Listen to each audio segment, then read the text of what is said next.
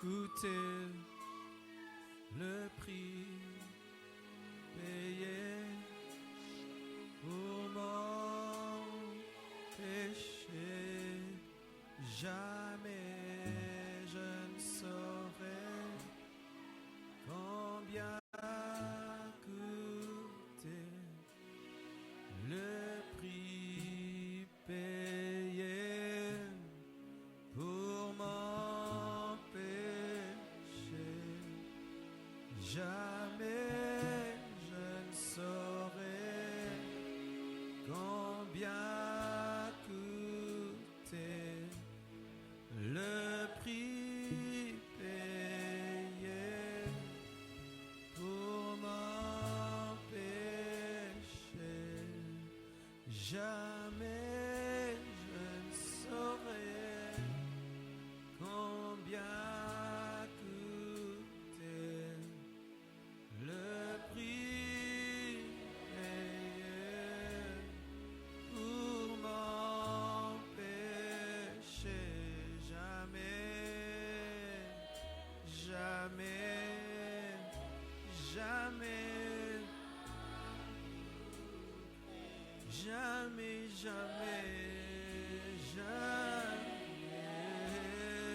pour moi.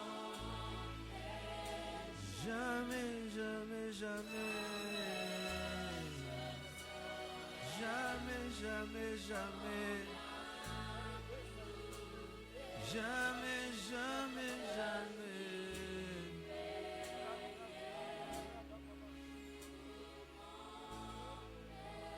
Cela dépasse mon entendement, jamais.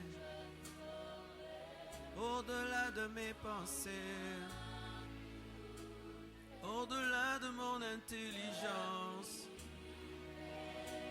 je ne peux comprendre, je ne peux comprendre. Jamais, jamais, jamais. Amour profond, insondable. Oh, je ne comprendrai jamais. Le roi est mort pour moi. Le Fils de Dieu est mort. Jamais.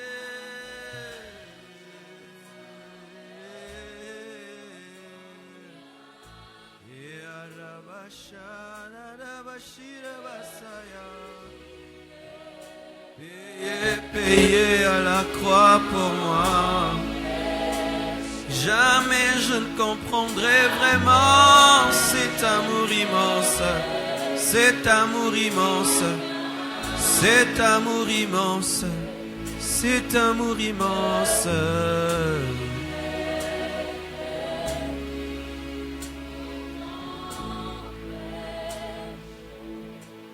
Le roi est mort pour toi. Imagine ce prix. Dieu est mort pour toi. Imagine ce prix. 3 jours dans le tombeau. Imagine ce prix. Coupé du Père à cause de toi. Imagine ce prix. La parole s'est faite chair parce que Dieu t'a aimé. Imagine ce prix. Il est devenu homme pour toi. Imagine ce prix. Imaginez le prix. Imaginez le prix payé ce jour-là à la croix. Les anges étaient étonnés, ne comprenaient pas. Qu'est-ce qui se passe?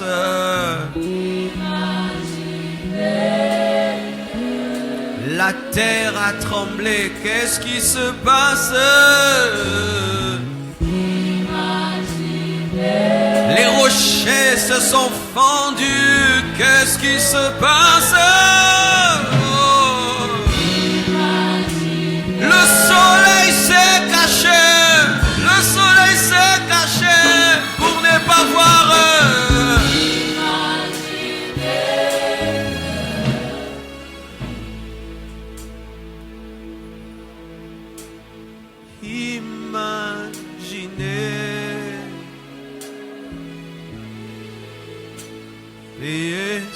jour-là à la croix. Eli, Eli, lama sabachthani.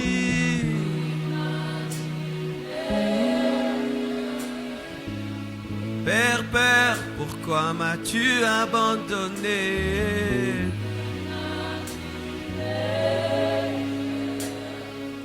Déconnecté du Père pour toi, afin que tu sois connecté au Père.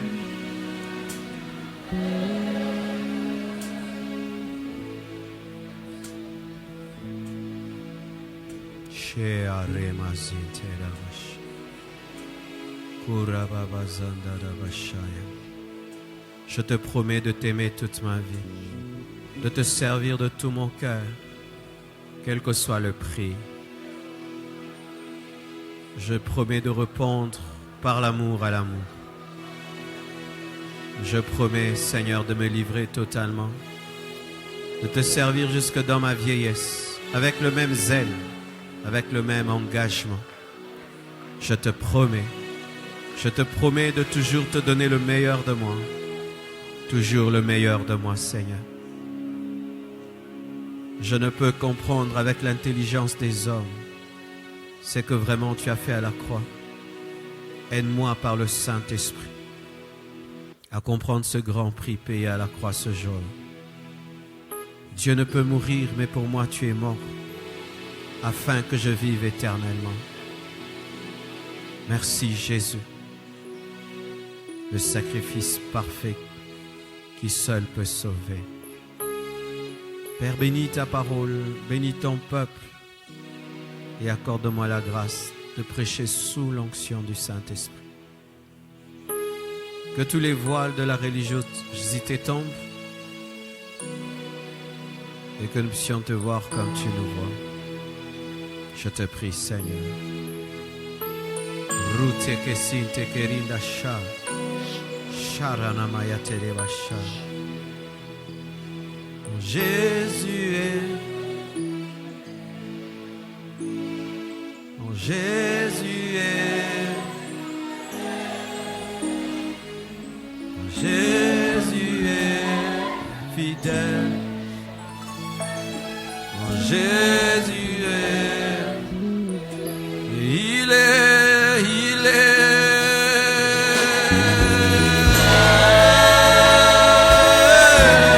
fidèle, alléluia.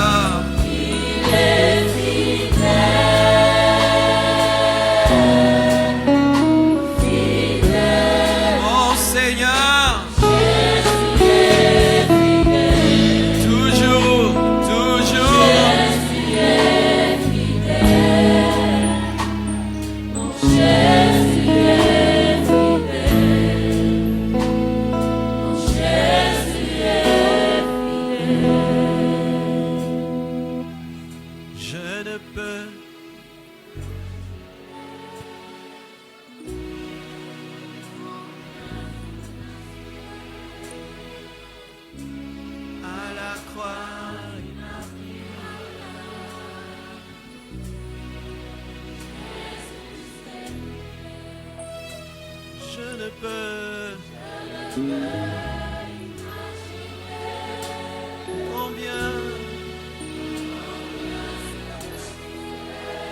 à la croix,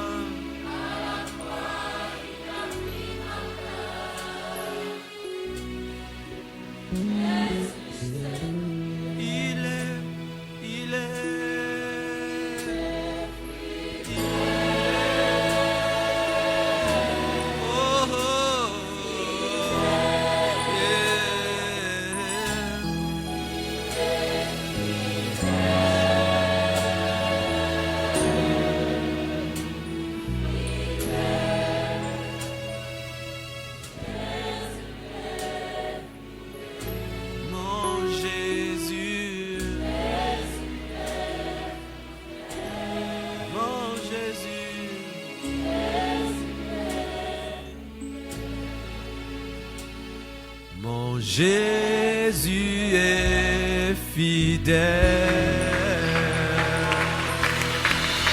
Acclamons la fidélité de Dieu en son Fils Jésus-Christ, mort à la croix, ressuscité le troisième jour.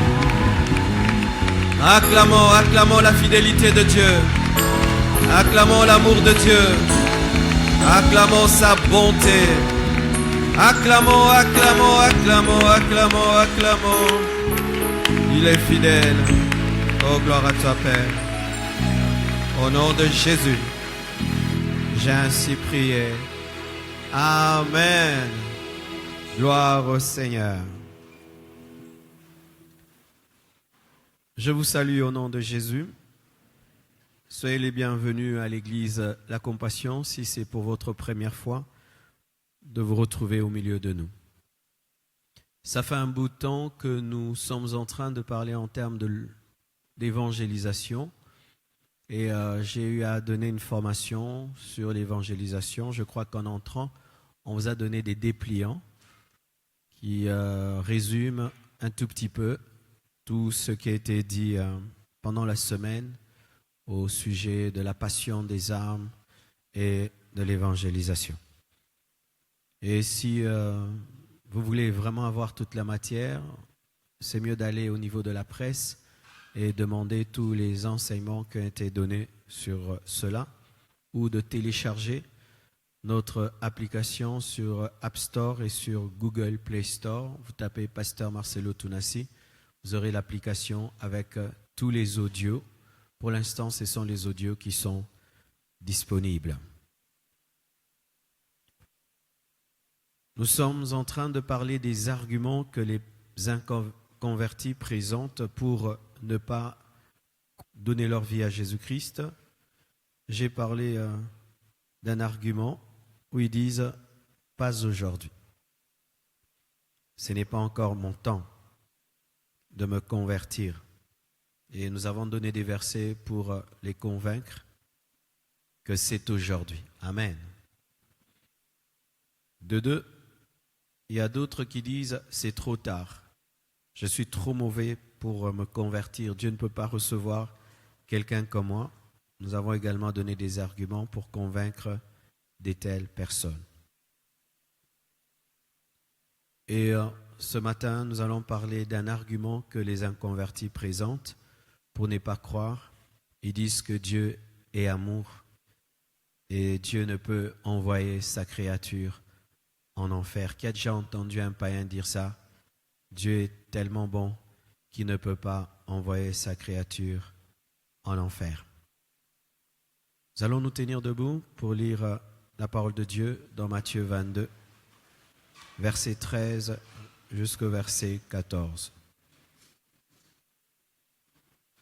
Matthieu 22, verset 13 à 14. La Bible dit, « Alors le roi dit aux serviteurs, « Liez-lui les pieds et les mains et jetez-le dans les ténèbres du dehors, où il y aura des pleurs et des grincements de dents, car il y a beaucoup d'appelés, mais peu d'élus. » Que Dieu bénisse sa parole. Asseyez-vous, s'il vous plaît.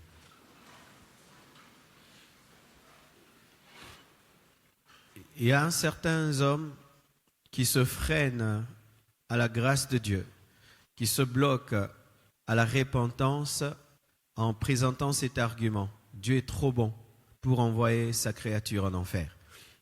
Il y a même des fausses doctrines qui ont pignon sur rue et qui enseignent cela. Ils ont même des docteurs, des grands théologiens qui peuvent défendre, sur base même des versets bibliques, tirés de leur contexte, que Dieu est tellement bon qu'il ne peut envoyer sa créature en enfer.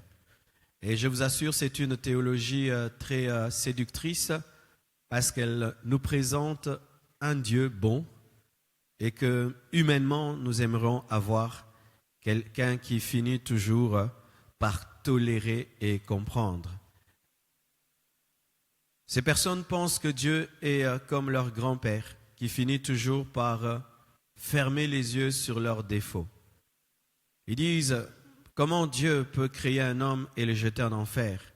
Ce Dieu-là, c'est le diable. Ainsi, ces personnes pensent que tous les morts vont au ciel. Vous allez remarquer que même sans qu'on puisse dire qu'on n'y croit pas, qu'on y croit, voyez comment nous nous comportons souvent dans les deuils. Nous avons tendance à sanctifier les morts. Il est allé au ciel.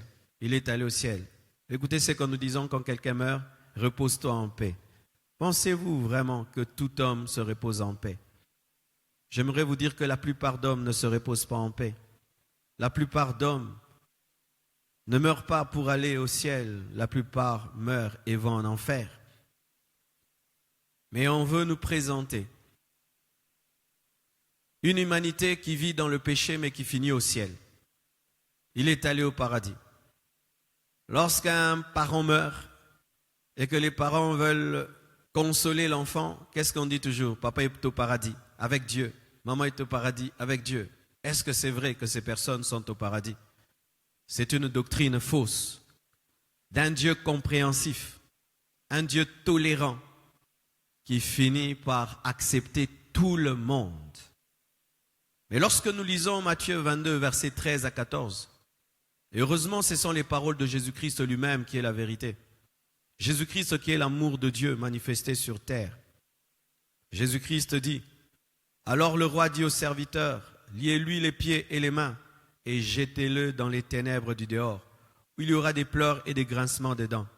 Jésus-Christ parlait de l'enfer. Jésus a parlé de l'enfer, mes frères et sœurs. Jésus n'a pas parlé que des miracles dans son ministère. Jésus-Christ n'a pas seulement parlé des bénédictions, il n'a pas seulement parlé du pouvoir que l'Église aura d'imposer les mains aux malades. Jésus-Christ a prévenu ceux de sa génération au sujet de l'enfer. Jésus-Christ parlait de l'enfer et c'est dommage aujourd'hui que de moins en moins les prédicateurs prêchent sur l'enfer parce que nous voulons faire genre, nous voulons faire bien, nous voulons mettre les gens à l'aise. Mais Jésus a parlé de l'enfer. Lui qui est l'amour de Dieu, la parole faite chair, l'amour de Dieu à 100%, qui comprenait parfaitement le plan de Dieu, Jésus-Christ s'adressant à son auditoire disait que certains vous serez jetés au dehors, là où il y a des pleurs et des grincements des dents. Et lorsque même je vois les statistiques que donne Jésus-Christ, qu'est-ce qu'il dit? Beaucoup d'appelés, peu d'élus. Lorsque tu lis beaucoup d'appelés, peu d'élus, ça veut dire que Dieu appelle toute l'humanité à aller au ciel, mais il y a peu d'hommes qui entrent au ciel. Mes frères et sœurs, en ce lieu, ceux qui iront au ciel sont peu nombreux. Je vous assure. Si ce n'était pas le cas, comment se fait-il qu'il y a tellement d'églises dans notre nation et il y a autant de péchés, autant de corruption? Pourquoi? Ce sont ces mêmes personnes qui vont à l'église, qui chantent, qui dansent, qui disent être chrétiennes, mais qui ne marchent pas dans la parole. Beaucoup d'appelés, peu d'élus.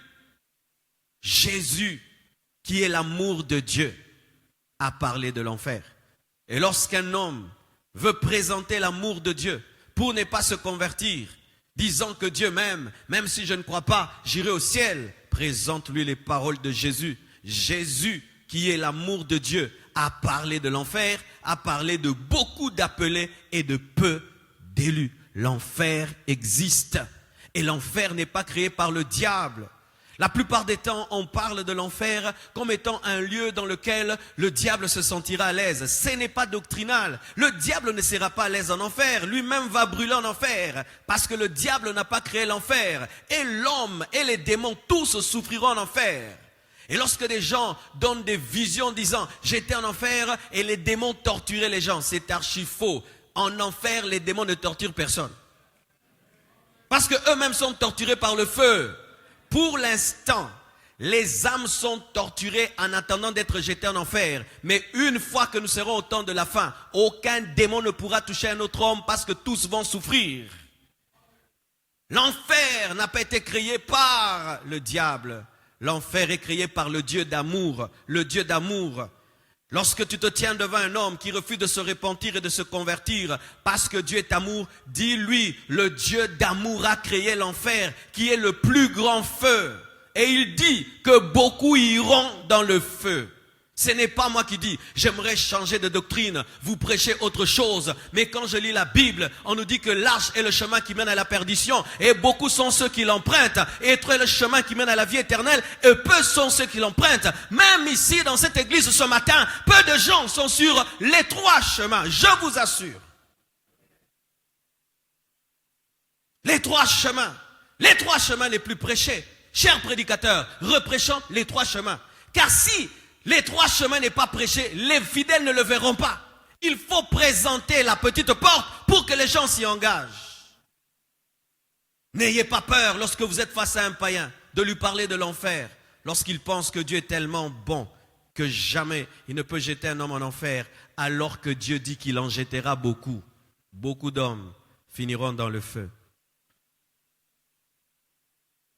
Luc 13, verset 1 à 5, un autre verset qui lui est complémentaire. Luc 13, 1 à 5.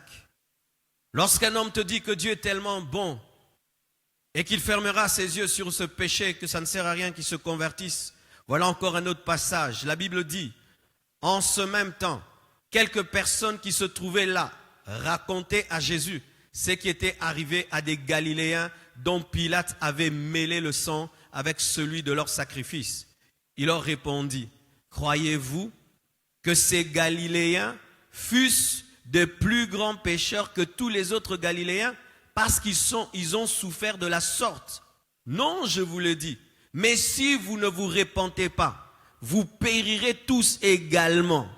Ou bien, ces 18 personnes sur qui est tombée la tour de Siloé et qu'elle a tué, croyez-vous qu'elles fussent plus coupables que tous les autres habitants de Jérusalem? Non, je vous le dis. Mais si vous ne vous repentez, vous périrez tous également. Les apôtres pensaient être des personnes privilégiées. Ainsi pouvaient montrer le malheur qui arrivait à d'autres.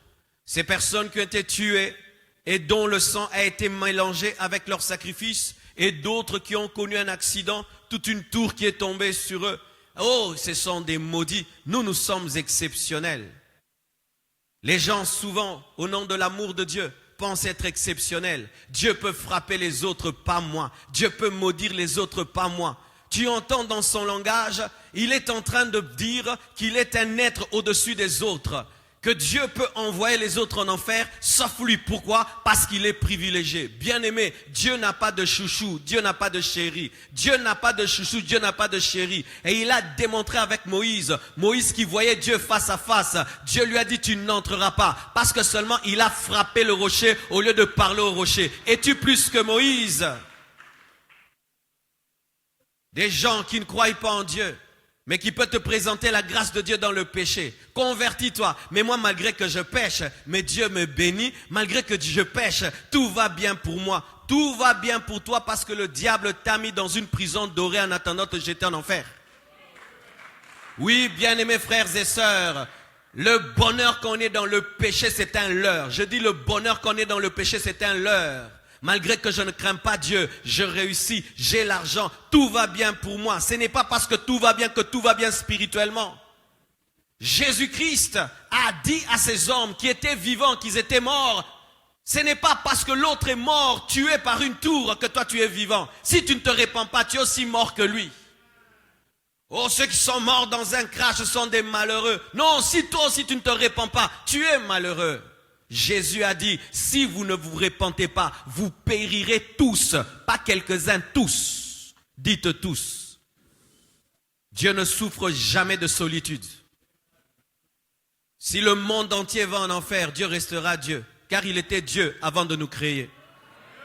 Il y a des gens qui croient que Dieu s'arrange à avoir de la compagnie au ciel. Bien aimé, il a des myriades et des myriades d'anges qui l'adorent. Gabriel, Michael l'adorent et des anges dont nous ne connaissons pas les noms l'adorent. Dieu est déjà très entouré. C'est nous qui ratons lorsque nous ne croyons pas. Dieu ne rate rien. Car tu es sorti de la terre, il peut recréer encore des myriades d'hommes. Alléluia, vous qui pensez que vous êtes tellement spéciaux que si vous ne croyez pas, la fête au ciel n'aura pas lieu. Bien-aimés, détrompez-vous. Nous allons célébrer le Seigneur adoré et nous oublierons même que vous avez existé. Nous oublierons même que vous avez existé. Car des fois, l'homme se donne trop d'importance devant Dieu, comme si sans lui, rien ne se fera. Non, il est capable même de prendre des pierres et d'en faire des adorateurs.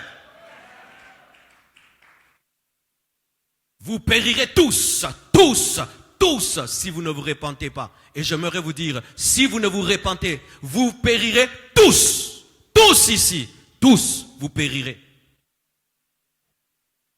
C'était ça la prédication de Jésus.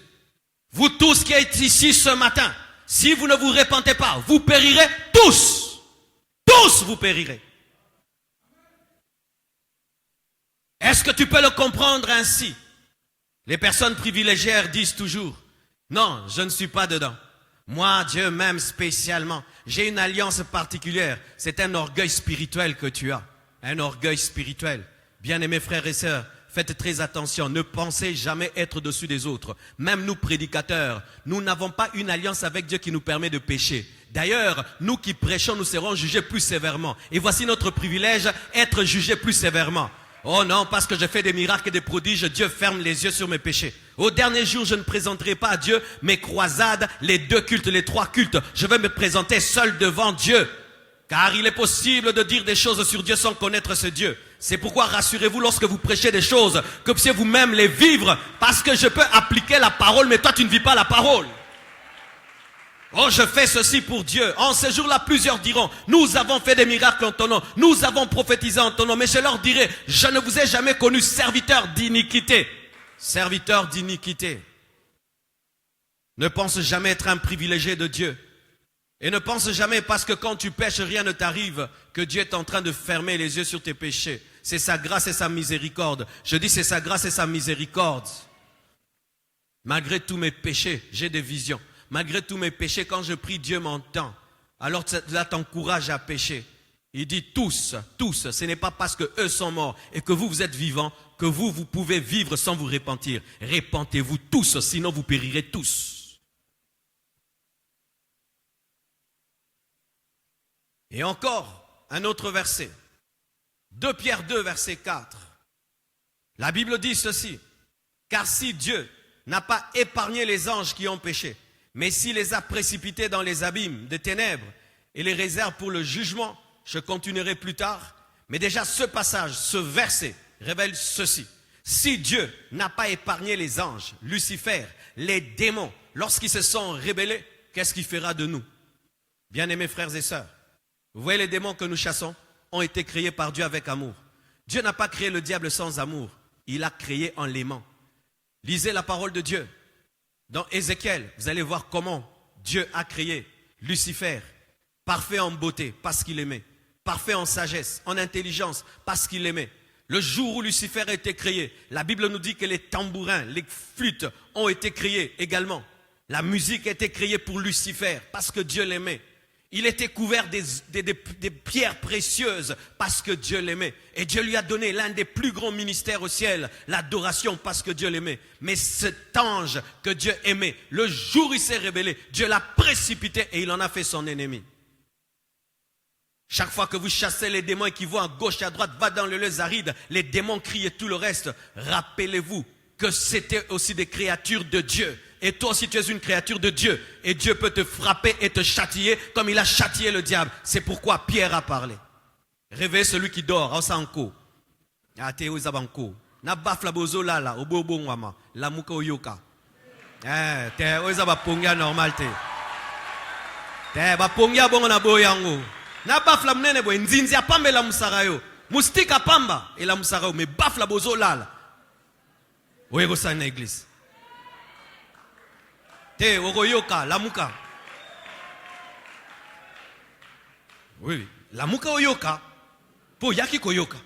Sko ye kolala. Tiens, ça en sens te yoka.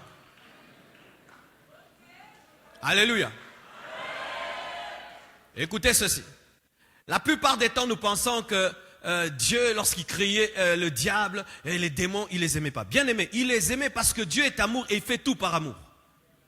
Mais quand ils ont péché, la Bible nous dit, Dieu les a précipités. Ils ont été déchus et la Bible nous dit, ils sont réservés pour le jugement, pour l'enfer. Pour l'instant, pour ceux qui ne savent pas, le diable n'est pas en enfer. Les démons ne sont pas en enfer. Ils sont déchus. Ils sont jugés, bannis, mais ils attendent le feu. Et sachez, ils peuvent pleurer, ils peuvent prier. Dieu n'exaucera jamais.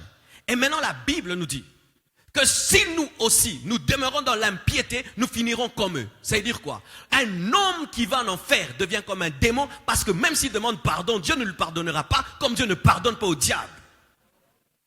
Dieu les aime. Dieu aime. Dieu a aimé Lucifer. Il a créé de tout son cœur. Mais lorsqu'il s'est rébellé, Dieu l'a châtié. Toi aussi, mon frère, ma soeur, malgré que tu es créé à l'image de Dieu, à sa ressemblance, malgré que tu as des promesses divines, malgré que Jésus-Christ est mort pour toi, si tu ne te répands pas, tu ne crois pas et tu ne te répands pas, toi aussi, tu seras châtié. L'amour de Dieu. L'amour de Dieu n'a pas commencé avec l'homme. L'amour de Dieu a commencé avec les anges. Une autre chose, 2 Pierre, verset 2. 2 Pierre 2, verset 5. 2 Pierre 2, verset 5. La Bible dit ceci. S'il n'a pas épargné l'ancien monde, mais s'il a sauvé Noé, lui, 8e, ce prédicateur de la justice, lorsqu'il fit venir le déluge sur un monde d'impies. On nous parle de la déchéance des anges, mais on nous parle aussi de la déchéance du temps de Noé. Bien-aimés frères et sœurs, le déluge n'a pas été créé par l'esprit de sirène. Le déluge n'a pas été créé par le diable. C'est Dieu qui a envoyé le déluge. Sur qui? Sur des hommes comme nous, comme toi. Des hommes créés à son image. Mais Dieu a envoyé l'eau et a rasé l'espèce humaine de la terre, ne gardant qu'une famille. Si Dieu l'a fait au temps de Noé, il le fera en notre temps. Mais cette fois-ci, il va utiliser le feu.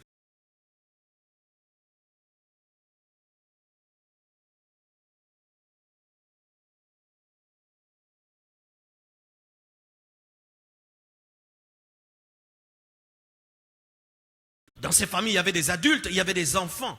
Et l'eau commence à venir. Ça veut dire qu'il y a des enfants qui sont morts atrocement. Vrai ou faux? Qui les a tués? Dieu les a tués. Dieu ne le cache pas. J'aime la sincérité de la Bible. La Bible ne nous présente pas que des côtés de Dieu que nous aimons. C'est ça l'hérésie. Présenter des côtés de Dieu que l'homme va aimer. Il faut présenter Dieu dans sa totalité de peur que tu aies une surprise. Je ne veux pas que tu aies des surprises au dernier jour. Je te présente le Dieu qui amène au ciel, mais qui envoie aussi les déluges. Je te présente le Dieu qui peut mourir à la croix, mais qui peut te jeter aussi dans le feu. C'est ça les Écritures. Et si tu ne veux pas un tel Dieu, tu n'as pas connu la parole de Dieu.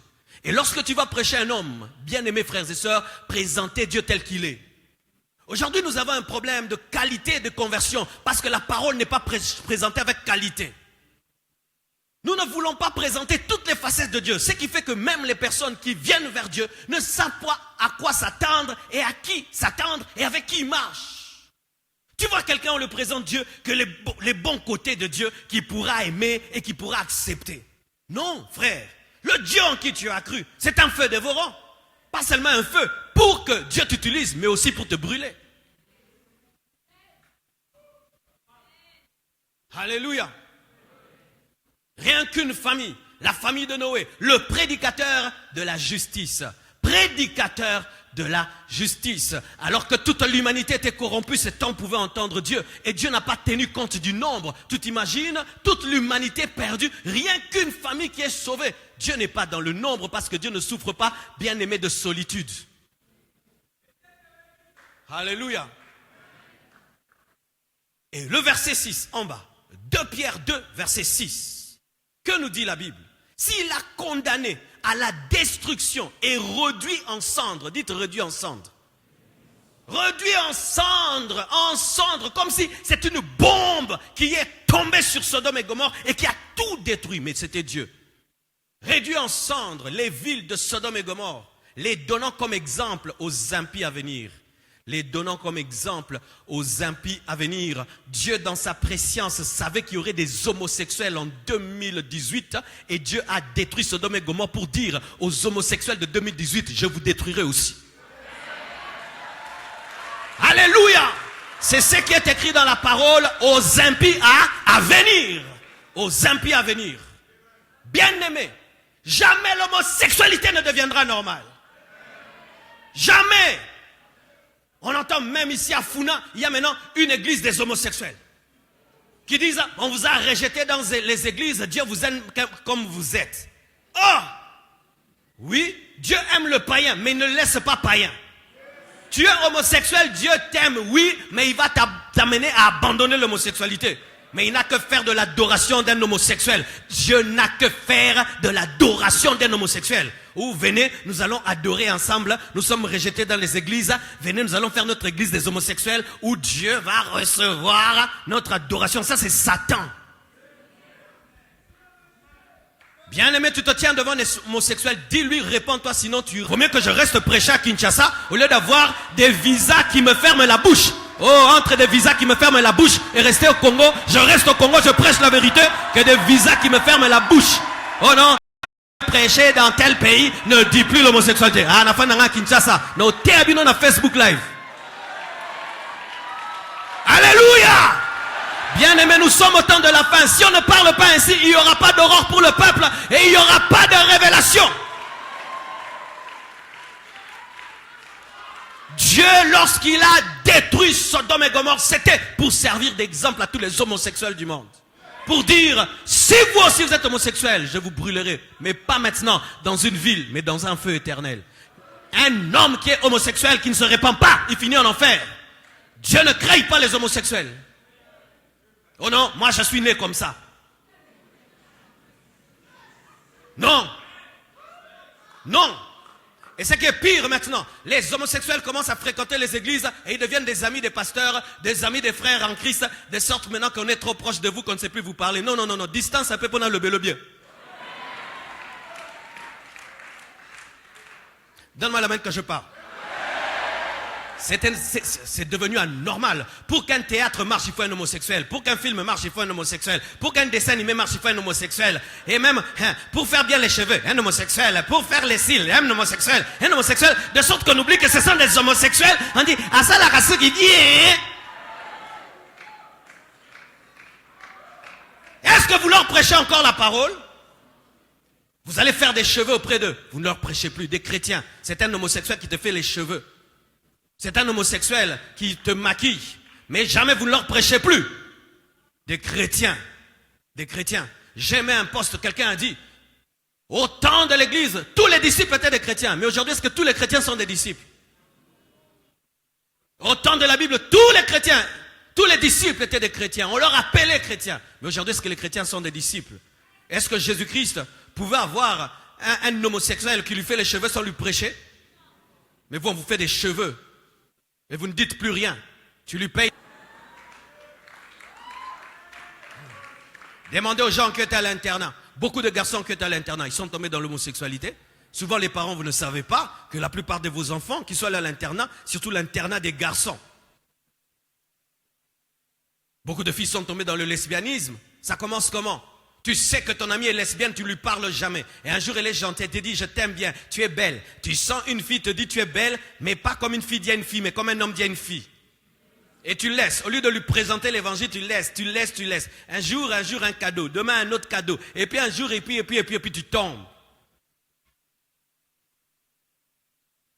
Si Dieu a envoyé le feu, et il a brûlé toute une ville, et il a sauvé que Lot et ses filles, voyez la décroissance. Au temps de Lot, au temps de Noé, une dizaine de personnes qui sont sauvées. Au temps de Lot, 3 ou 4 qui sont sauvés. 3 d'ailleurs qui sont sauvés. Et en notre temps, une seule personne sera sauvée. L'église. Une femme sera sauvée. Tu dois être dans l'église pour être sauvé. Mes frères, c'est bien que nous puissions avoir des cartes de membres, mais ce qui amène au ciel, ce n'est pas la carte de membre de l'église Compassion. Je vous vois vraiment nombreux, là, dans les couloirs, pour avoir la carte des membres. Est-ce que vous êtes dans le couloir de l'esprit pour avoir la carte de membre céleste? Car il est possible d'avoir une carte de membre de l'église, mais ne pas être enlevé. Oui, tu peux être membre de l'église Compassion, sans être membre de l'église qui sera enlevé.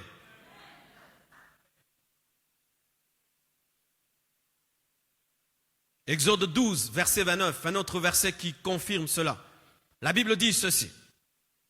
Au milieu de la nuit, l'Éternel frappa, on ne dit pas le diable, l'Éternel frappa tous les premiers-nés dans le pays d'Égypte, depuis le premier-né de Pharaon, assis sur son trône, jusqu'au premier-né du captif dans sa prison, et jusqu'à tous les premiers-nés des animaux. Vous savez, souvent, lorsqu'on est face à un enfant, on manifeste de la tendresse, surtout à un bébé. Et je vous assure que le jour où l'exterminateur est passé par la volonté divine, tuer les premiers-nés en Égypte. Il y avait des adultes qui étaient des premiers-nés, mais il y avait aussi des bébés qui étaient des premiers-nés. Et une femme vient d'accoucher un enfant, premier-né. Et l'exterminateur passe le matin. Il est mort, tué par la volonté de Dieu. Pourquoi? Ils ont refusé le sang d'un agneau. Et maintenant, quelqu'un qui refuse le sang de Jésus-Christ, s'il refusait de se mettre sous le sang d'un animal, a pu provoquer la mort des premiers-nés. Et aujourd'hui, quelqu'un refuse de croire en Jésus, en son sang, bien-aimé, il serait exterminé également. Vous voyez, nous avons chanté. Vous avez senti un grand amour de Dieu, n'est-ce pas? Mais moi, je n'ai pas seulement senti un grand amour de Dieu.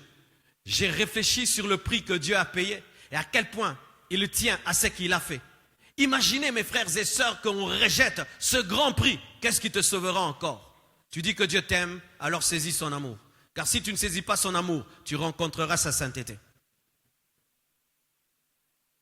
C'était Dieu qui a exterminé tous les premiers-nés d'Égypte. Des bébés sont morts. Même les bébés des animaux sont morts. Premier-né, tout premier-né est mort, qui n'était pas sous le sang.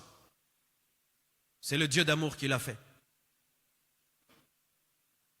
Romains 11, verset 21. La Bible dit ceci, Romains 11, 21.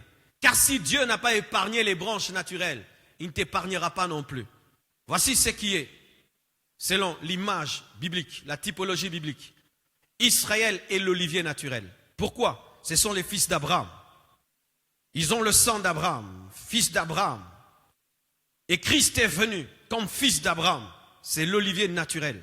Mais vous savez que dans la botanique, il est possible de greffer ce qui n'est pas naturel, une branche qui n'est pas naturelle à une tige. Ainsi, je peux prendre un citronnier qui a perdu ses branches, qui a perdu sa vie. Et je prends seulement une branche de ce citronnier. Et je veux greffer cette branche à un autre citronnier qui est vivant. Et là, la sève commence à passer par le greffe. Mais sans oublier que cette branche n'était pas naturellement sur le citronnier. Qu'est-ce que Paul veut nous dire? Paul veut nous dire que si Dieu a châtié les Juifs, qui sont l'olivier naturel, fils d'Abraham, qu'est-ce qu'il fera de nous qui devenons fils d'Abraham par la foi? Lorsqu'un Congolais dit « Dieu m'aime beaucoup et moi je ne peux pas me convertir, mais je finirai au ciel », dis-lui, es-tu plus que les Juifs? Les Juifs ont rejeté Jésus. Et quand les femmes pleuraient, Jésus a dit « Pleurez sur vous et sur vos enfants ». Des années après, Titus est passé par là. Il exterminait les Juifs. Et des années après, Hitler est passé par là. Il a pris les Juifs, les a mis dans des camps et les brûlait dans des fours. Juifs, fils d'Abraham, fils d'Abraham, fils d'Abraham, avec le sang d'Abraham, avec l'alliance d'Abraham, mais il brûlait dans des fours. Dieu d'amour, oui, mais quand il t'offre son amour, et toi tu méprises son amour, et tu penses que tu peux vivre dans le péché, et Dieu par amour continue à cautionner le péché, tu ne connais pas Dieu. Dites à toutes ces personnes qui pensent que l'amour de Dieu le pousse à cautionner le mal, qui ne le connaissent pas. Si cela est arrivé à l'olivier naturel, qu'est-ce qui nous arrivera à nous?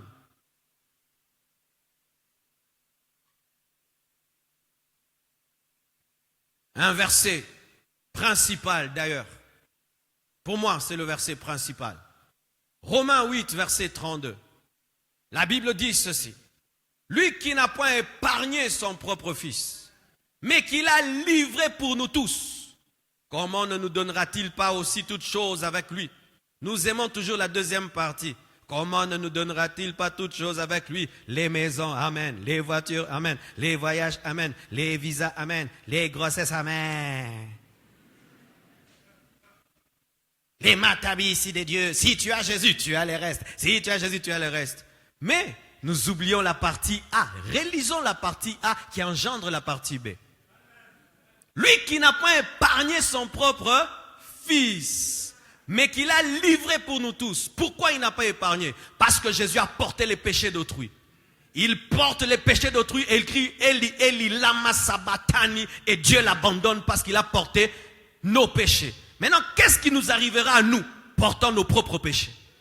C'est ce qui veut dire Dieu, en permettant la mort de son fils, voulait nous dire, c'est ce qu'il voulait nous dire.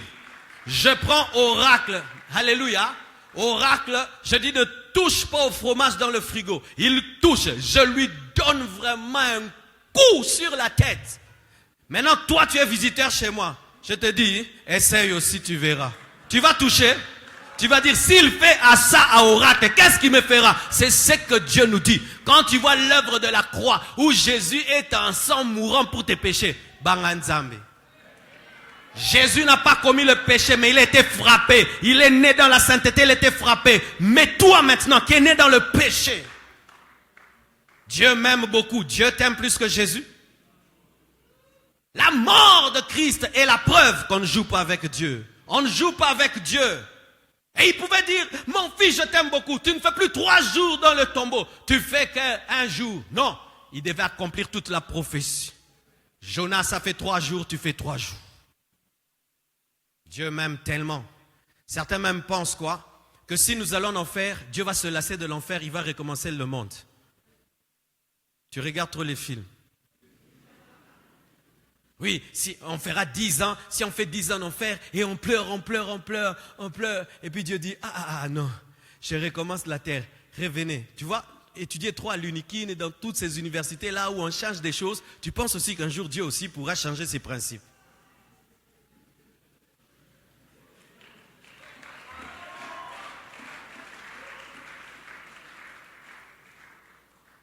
Alléluia. Romains 6, verset 1. La Bible dit ceci. Que dirons-nous donc? Demeurerons-nous dans le péché afin que la grâce abonde? Question. Loin de là. Nous qui sommes morts au péché, comment vivrions-nous encore dans le péché? Bien-aimés, la grâce engendre des morts qui ne pêchent plus. La grâce est engendrée par un mort qui engendre des morts et des morts qui ne pêchent plus. Lorsqu'on te présente la grâce comme étant la permission pour pécher, on ne t'a pas tout révélé. Car la grâce vient tuer l'homme, car elle est donnée par celui qui est mort. Une fois que tu as la grâce, tu meurs au péché. C'est ce que Paul veut dire. Mais aujourd'hui, on est en train de nous prêcher une grâce qui devient la permission du péché. Frère, ne vous y trompez pas. La véritable grâce t'enseigne à te sanctifier. Un homme qui a connu la grâce de Dieu se sanctifie. C'est pourquoi j'aimerais parler même à l'église. Au-delà des arguments que vous pouvez donner aux païens pour les convertir, nous qui sommes chrétiens, faisons très attention. Aujourd'hui, l'Église vit dans la permissivité au nom de la grâce. Nous demandons pardon tout le temps. Mes frères et sœurs, savez-vous que quand le réveil avait atteint son niveau le plus élevé, le temps de confession des péchés, les gens ne trouvaient pas quoi confesser et ils disaient à Dieu seulement merci d'être nés de nouveau. Mais si là on dit confession de péché, tu auras encore des choses à confesser. Les gens même confessent en avance des péchés qu'ils commettront demain. Télécharger Makila Yesu. Voici ce que j'aimerais te dire.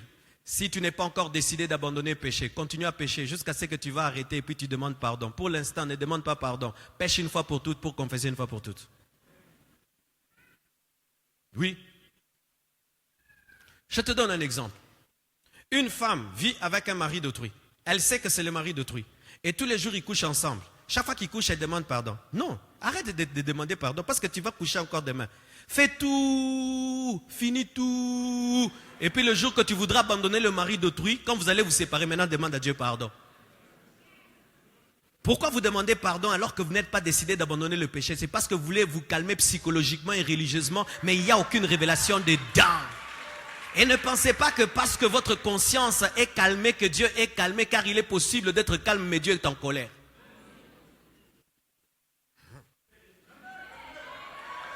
Donne-moi un amen. Quelqu'un est en Europe avec des faux documents, des faux papiers. L'âge n'est pas son âge, tout c'est pas lui, tout c'est pas lui. Chaque fois qu'il ment devant le gouvernement, il demande pardon. Bien-aimé, qu'il arrête de demander pardon. Tant qu'il a ces papiers-là, il mentira. Mais le jour qu'il va renoncer à ces faux papiers, alors qu'il demande à Dieu pardon. Frère, tu es en train de demander pardon. Pourquoi tu demandes pardon? Tu ne demandes pas pour abandonner, tu demandes pour avoir la paix. C'est ça, la grâce aujourd'hui. La grâce aujourd'hui. La grâce, les gens sont dans le péché, mais ils sont heureux. Au nom de la grâce. Ça c'est la Grèce. Ah oui, oui, oui, ça c'est la grâce qui te fait glisser vers l'enfer. Ça, ce n'est pas la grâce de Dieu. Ça, ce n'est pas la grâce de Dieu. Ce n'est pas la grâce de Dieu. Lisons la Bible encore sur la grâce. Tite 2, verset 11 jusqu'à 15. La Bible dit ceci. Car la grâce de Dieu, source de salut pour tous les hommes, a été manifestée. Elle nous enseigne à renoncer à l'impiété et aux convoitises mondaines et à vivre dans le siècle présent selon la sagesse, la justice et la piété, en attendant la bienheureuse espérance et la manifestation de la gloire du grand Dieu et de notre Sauveur Jésus-Christ, qui s'est donné lui-même pour nous afin de nous racheter de toute iniquité et de se faire un peuple qui lui appartienne, purifié par lui et zélé pour les bonnes œuvres. Dis ces choses, Marcelo, exhorte et reprend avec une pleine autorité, que personne ne te méprise.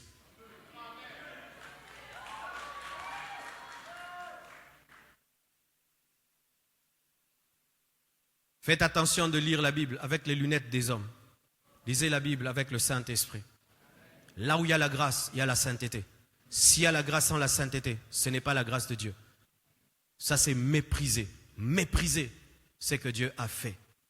Mes frères et sœurs, vous qui êtes là et qui n'avez pas donné vos vies à Jésus, mais vous êtes dans une fausse compréhension de l'amour de Dieu, vous êtes vraiment en danger. Vous êtes en danger. J'aime ceci avec les électriciens. J'ai l'un des grands électriciens de Kinshasa qui travaille souvent dans ma maison. J'aime cet homme. Malgré qu'il maîtrise l'électricité, il n'est jamais l'ami de l'électricité. Il respecte l'électricité. Il a peur de l'électricité. Il prend toujours toutes les précautions. D'ailleurs, j'ai remarqué que lui respecte l'électricité plus que les amateurs. Les amateurs, ils touchent vite les fils.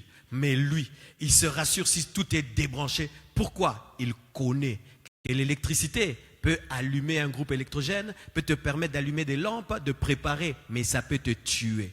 Un homme qui a la révélation de la grâce ne joue pas avec la grâce. Il sait que plus grande est la grâce, plus grand sera le jugement.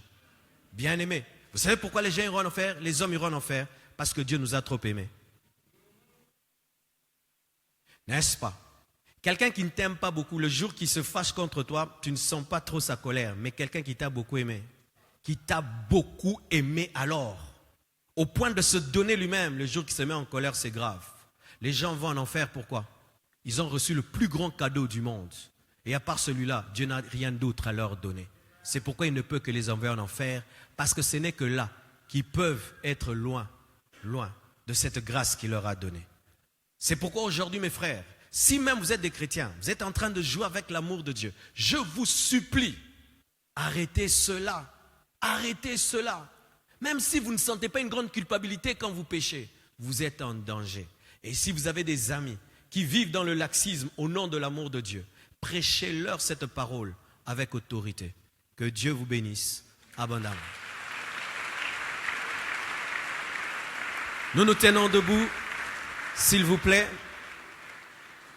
Alléluia. Napesi.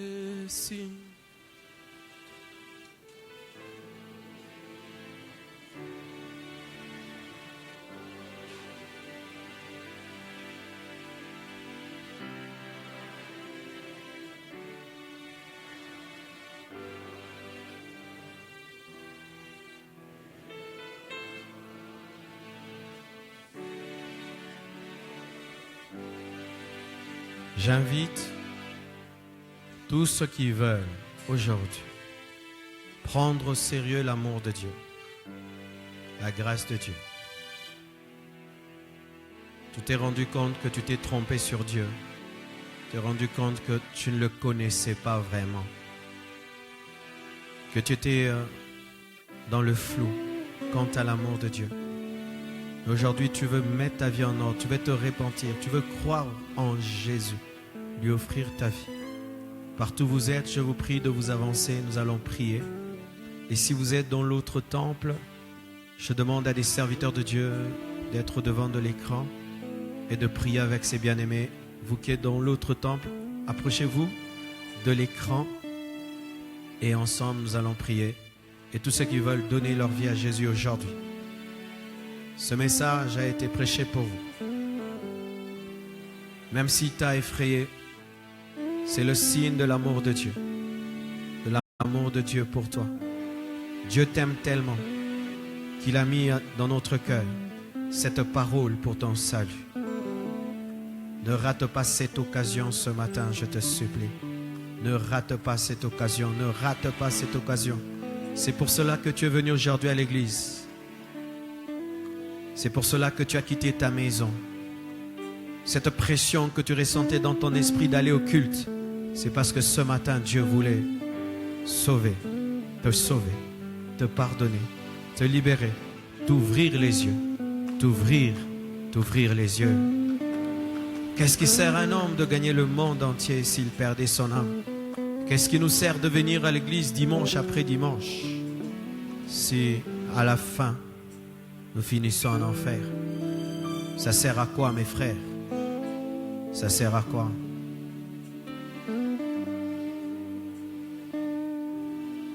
Venez, venez, venez, venez, venez. Il ne mettra jamais dehors celui qui vient à lui. Il ne mettra jamais dehors celui qui vient à lui. Et il n'est jamais trop tard pour croire. Et c'est aujourd'hui le jour de ton salut. Tu n'as pas besoin d'un signe, ni d'une apparition de Jésus, ni d'un ange, ni d'une voix audible. Réponds à cette parole. Nous tous qui sommes debout, je vous prie de lever vos mains et ensemble nous allons prier pour nos bien-aimés. Prions au nom de Jésus. Prions tous. Je t'aime,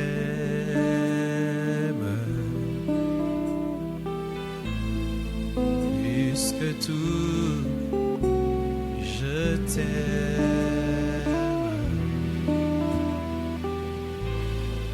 plus que tout, je t'aime. Seigneur, je te donne ma vie.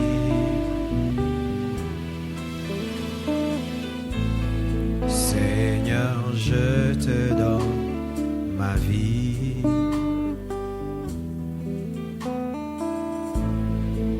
Seigneur, je te donne ma vie.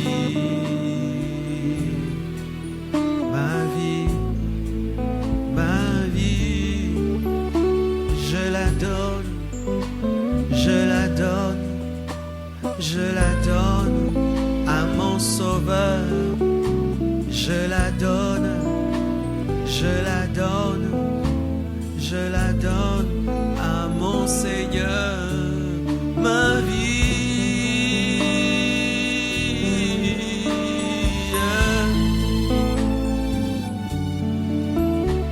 ma vie.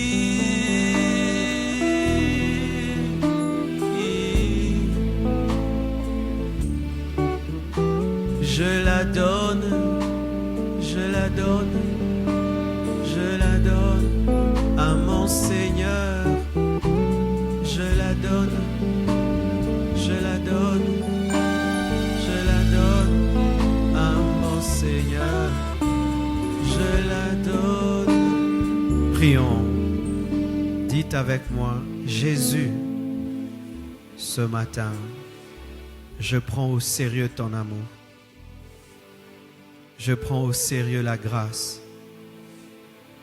Comme un noyé, je saisis la bouée de la grâce. Viens dans ma vie, Jésus. Sauve-moi. Délivre-moi. Donne-moi le Saint-Esprit. Inscris mon nom dans le livre de vie. Pardonne tous mes péchés. Donne-moi une nouvelle vie, une nouvelle nature. Je renonce à ma vie passée, au diable et à ses démons, que je chasse maintenant au nom de Jésus-Christ. Au nom de Jésus-Christ. Au nom de Jésus-Christ. Je confesse de ma bouche le Seigneur Jésus-Christ. Et je crois dans mon cœur que Dieu l'a ressuscité d'entre les morts pour moi. Je suis pardonné. Je suis sauvé. Désormais, je marcherai en nouveauté de vie. Merci Jésus. Amen. Nous acclamons le Seigneur. Alléluia. Écoutez-moi. Alors, comme vous êtes nombreux, on fera ceci. Ces derniers temps, nous finissons à temps. Après le culte, vous allez venir vous asseoir là. Amen. Vous voyez là où il y a l'écran. Vous allez tous vous asseoir là. Il y a des formateurs qui viendront prendre vos coordonnées, vous aider à être baptisés, vous affermir et faire de vous demain des évangélistes. Amen. Acclamons pour eux. Acclamons plus fort. Oh, plus fort que ça. Plus.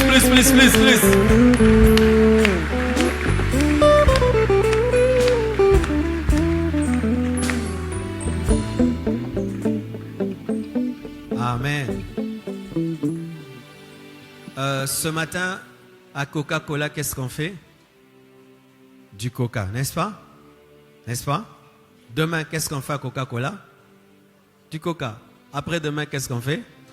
Du coca. Et l'église, tous les jours, doit faire des conversions. Des conversions, des conversions, des conversions. Amen. Un jour, alors que je priais, le Seigneur m'a dit, Marcelo, pourquoi vous les prédicateurs, vous supposez que tout le monde est sauvé dans la salle? Et pourquoi vous supposez que ces hommes qui vous écoutent, vous réécouteront encore? Jamais une occasion pour inviter un homme à recevoir Jésus. Et vraiment, je bénis Dieu pour cette révélation. Que Dieu bénisse sa bonne âme.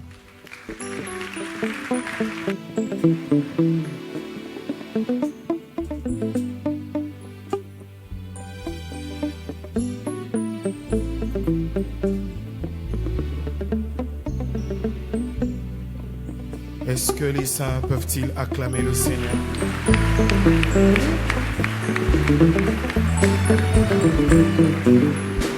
Je parlais de ceux qui ont reçu la grâce et qui se sanctifient encore ce matin.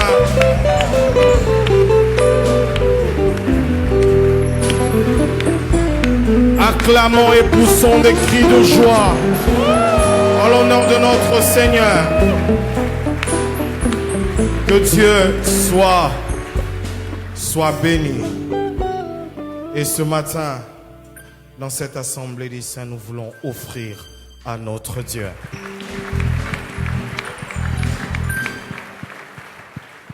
Nous avons deux services ce matin ou ce midi. Dans le premier service, nous allons donner à Dieu. Et toujours dans ce même service, nous allons contribuer à notre opération de la construction. Donc nous allons contribuer encore ce matin pour la construction de notre temple. Et dans le deuxième service, nous allons apporter nos dîmes dans la maison du Seigneur et nous allons bénir la parole de Dieu que nous avons entendue ce matin. De partout où nous sommes, nous vous prions de venir offrir à Dieu et contribuons pour la construction de notre temple. Approchons s'il vous plaît. Alléluia. Est-ce qu'on peut s'élever pour célébrer le nom de Jésus?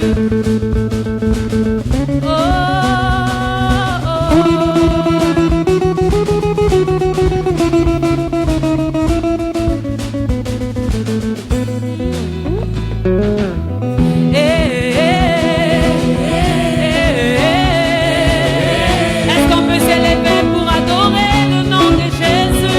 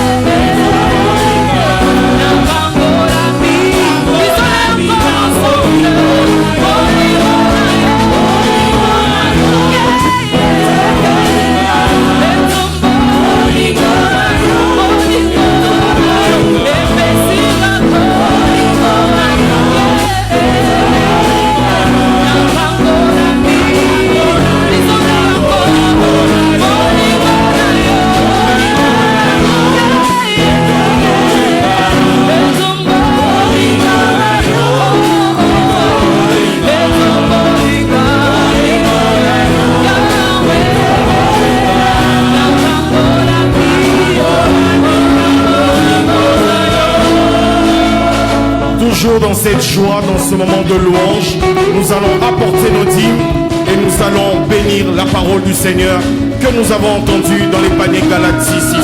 Approchons s'il vous plaît.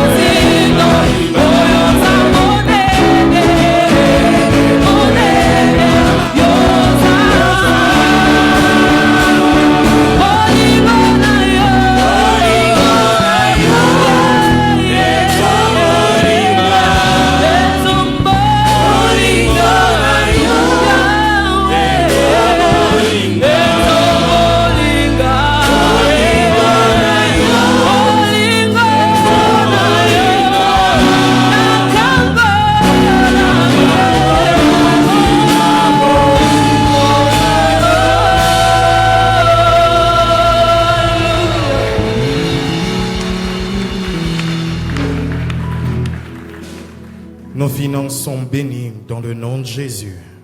Amen. Que Dieu soit béni.